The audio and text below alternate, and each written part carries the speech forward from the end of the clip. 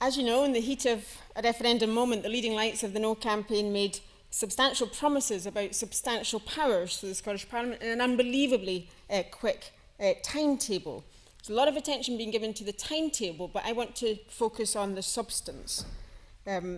Gordon Brown's speech at the Lonehead Miners Club promised new powers as ambitious as possible, nothing less than a modern form of Scottish Home Rule.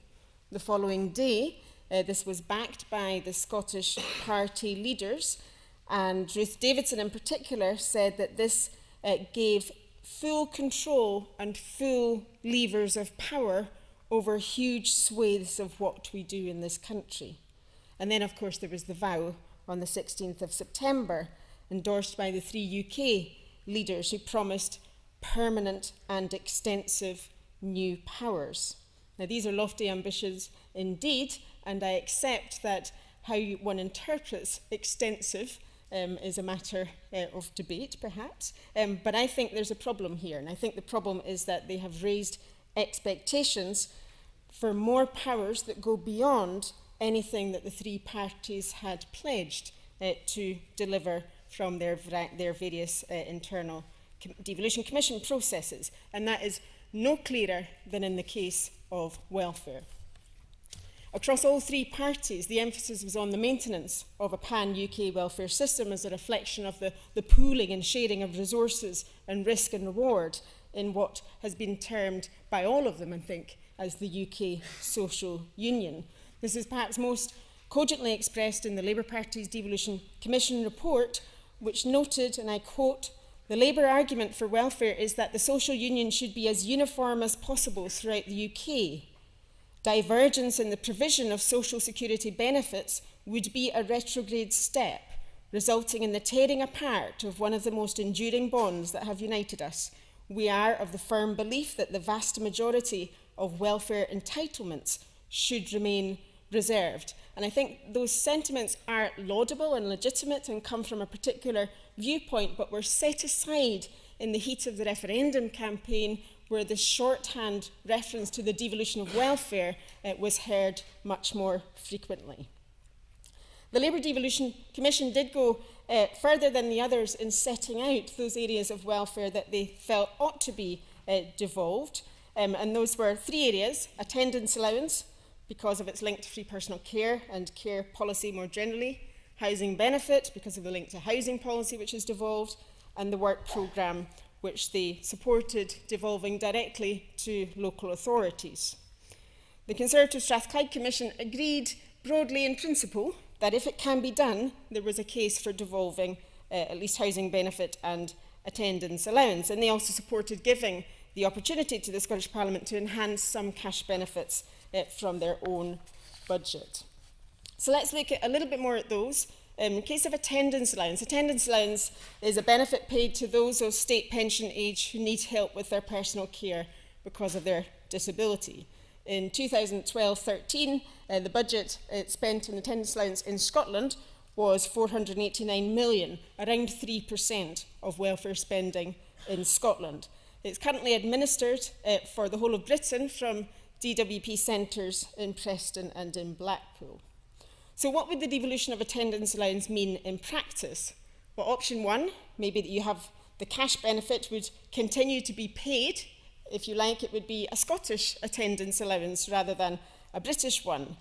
But the Scottish Government might have policy control and pick up the bill at the end of the day. In that case, claims might continue to be processed from Preston and Blackpool, but the consequences may be that you would have very little scope for substantive policy change that might lead to a divergence.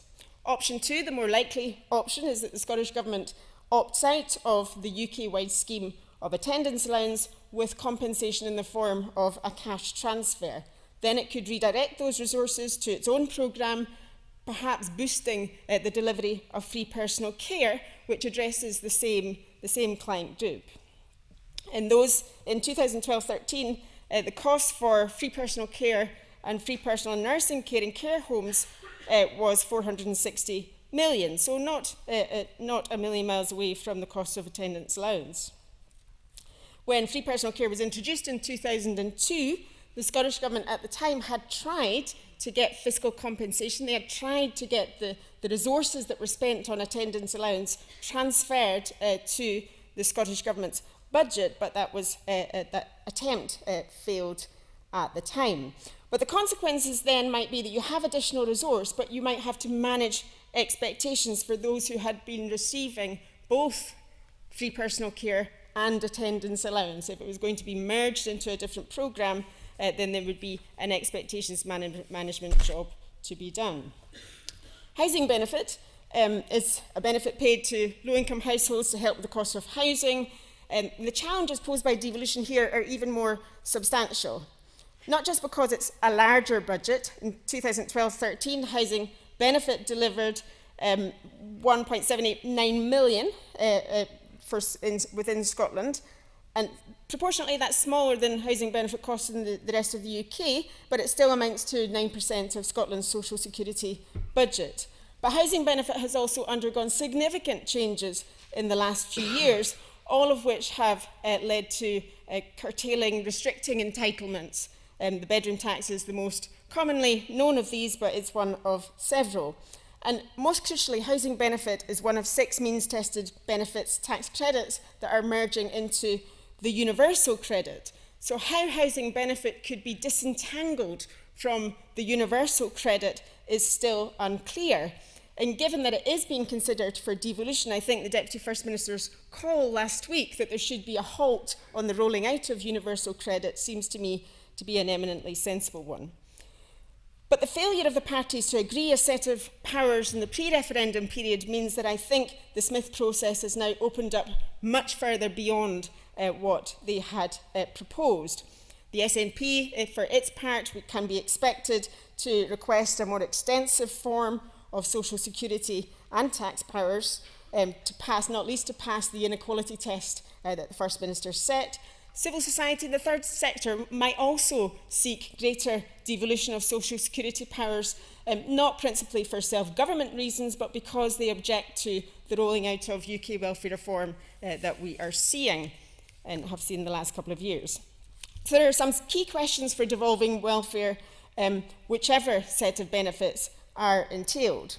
Would the devolution of power bring significant power to make substantive policy changes? And a related question to that is how would the new service or cash benefit be calculated, delivered and supported strategically?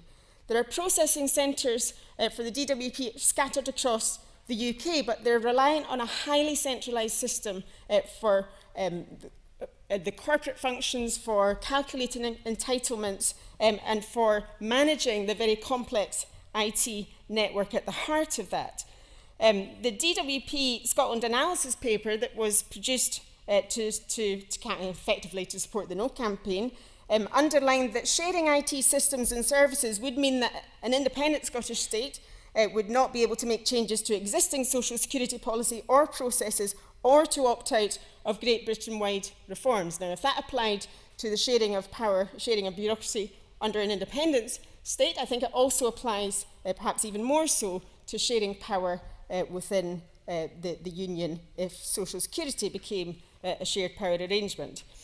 So the alternative would be to begin to set up new systems to serve Scotland, perhaps through local authorities, building on the social fund and council tax benefit reduction schemes that have been set up in the last couple of years. That's likely to be very costly. It would need a lengthy transition time, and it might be resisted by the DWP. But I think that that's the most likely way to be able to ensure that devolution brings autonomy to make a difference, to design things differently.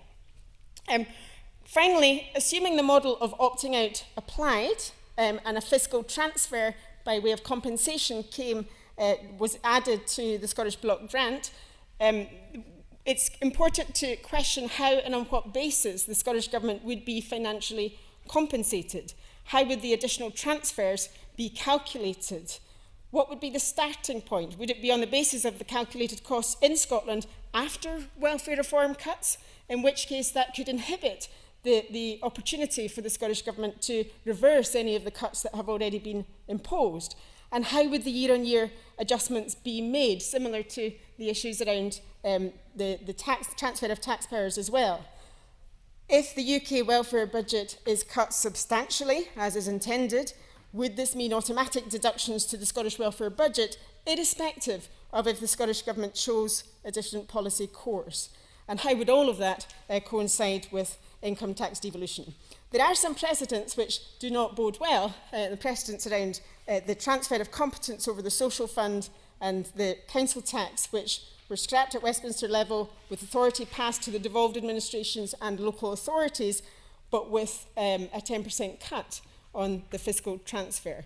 If that was a precedent that was then followed in this case, then that would create significant challenges going forward for the Scottish Government. Thank you.